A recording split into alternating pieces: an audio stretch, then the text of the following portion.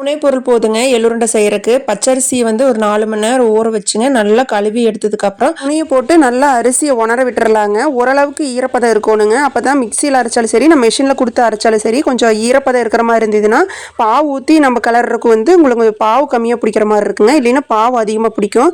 இப்போ 2 கிலோ பச்சரிசி மாவுக்கு 1.25 கிலோ அளவுக்கு குண்டு அளவு சேர்த்திருக்கிறேங்க. கருப்பெள்ளு வந்து ஒரு 200 கிராம் அளவுக்கு சேர்த்திருக்கிறேன்.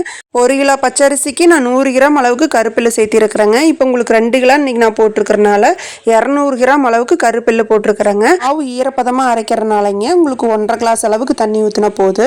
உங்களுக்கு வரன்னு இருந்ததுன்னா ஒரு 2 கிளாஸ் அளவுக்கு தண்ணி ஊற்றி நீங்கள் பாவு காய்ச்சிங்கன்னா கரெக்டாக இருக்குங்க. தண்ணி நல்லா கொதி வந்ததுக்கப்புறம் குண்டு வெல்லத்தை நல்லா இந்த மாதிரி பொடியை பண்ணிங்க உள்ளே போட்டு நல்லா கொதிக்க விட்டுறலாங்க. கொதி வரதுக்குள்ளேயே நல்லா கட்டியெல்லாம் கரைஞ்சி வந்துடுங்க. நல்லா கொதி விட்டோம்னாவே உங்களுக்கு கட்டி கரைஞ்சி 2வது கொதி வரும்போதெல்லாம் உங்களுக்கு கட்டி இல்லாமல் நல்லா கொதி வந்துடுங்க. மாவு மட்டும் நல்லா கரெக்டான பதத்தில் காய்ச்சிட்டோம்னா எள்ளுருண்டை செய்கிறது ரொம்பவே ஈஸி தாங்க. இப்போ நல்லா கொதி வந்துருச்சுங்க. ஒரு 2-3 டைம் கொதி வந்ததுக்கப்புறங்க ஒரு பவுலில் தண்ணி ஊற்றிங்க இந்த மாதிரி கொஞ்சோண்டு எடுத்து உள்ளே போட்டு இப்படி சுற்றுனீங்கன்னா கரையாமல் இருக்கணுங்க. கரையாமல் இருக்கிற டைமில் எடுத்து பார்த்தீங்கன்னா லைட்டாக ஒட்டிட்டு வர மாதிரி இருக்குங்க. இது வந்து கரெக்டான பதங்க. இதுக்கு மேலே ரொம்ப முறு விட்டிங்கன்னா உங்களுக்கு ரொம்பவும் கெட்டியாயிருங்க. எள்ளுருண்டையை எடுத்து இட்டால் கூட உடையாத அளவுக்கு ஆயிருங்க. பச்சரிசி மாவையும் கருப்பு எல்லையும் போட்டு ஃபஸ்ட்டே நம்ம கலந்து எடுத்துக்கணுங்க. பாவு ஊற்றுனதுக்கப்புறம் நீங்கள் கலந்திங்கன்னா உங்களுக்கு திட்டாக இருக்கிற மாதிரி இருக்கும். ஃபஸ்ட்டே நீங்கள் இந்த மாதிரி கலந்ததுக்கப்புறங்க பாவு காய்ச்சி இருப்போம்லங்க அதை எடுத்து இந்த மாதிரி வடிகட்டி ஊற்றிக்கலாங்க.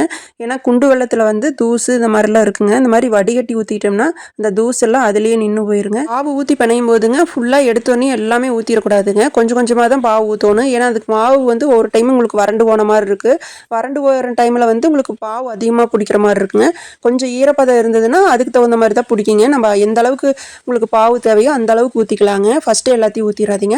இப்போ நீங்கள் இந்த நைட்டே இந்த மாதிரி பாவை பிணைஞ்சு வச்சிட்டிங்கன்னா காலையில் கூட நீங்கள் எடுத்து இந்த மாதிரி ஊட்டிக்கலாம். இல்லைன்னா அப்போவே பண்ணுறீங்க அப்படின்னா நீங்கள் வந்து ஒரு மணி நேரம் 2 வாக்கில் ரெஸ்ட் விட்டு அதுக்கப்புறம் நீங்கள் வந்து உருண்டை பிடிச்சி போடுங்க. உருண்டை பிடிக்கிறதுக்கு மட்டும் ஆள் இருந்துகிட்டே போதுங்க. எவ்வளோ மாவு வேணாலும் நம்ம பிணைஞ்சு வச்சிடலாம். அந்த அளவுக்கு இந்த உருண்டை பிடிக்கிறதா இதில் டாஸ்கேங்க. உருண்டையை சுட்டு சாப்பிட்ற அளவுக்கு இருக்கிற ஆர்வத்தில் வந்துங்க இந்த உருண்டையை பிடிக்கிறதுக்கு வந்து ஆர்வம் வராதுங்க.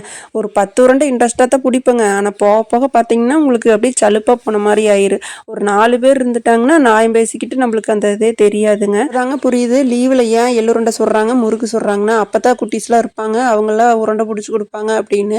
ஏன்னா ஒருத்தரே செஞ்சாலாம் இது வந்து ரொம்ப சலுப்பாக இருக்கிற மாதிரி தாங்க இருக்குது. ஆனால் சுட்டு வச்சுட்டோம்னா சாப்பிட்றதுக்கு நல்லா தாங்க இருக்குது. எண்ணெய் ஊற்றி நல்லா காஞ்சதுக்கப்புறங்க ஒரு 10 உருண்டையாக போட்டு நல்லா இந்த மாதிரி முருவலாக விட்டதுக்கப்புறம் எடுத்து வச்சுக்கிட்டிங்கனாவே உங்களுக்கு எள்ளுருண்டை வந்து நல்லா வாசமாகவும் இருக்குங்க.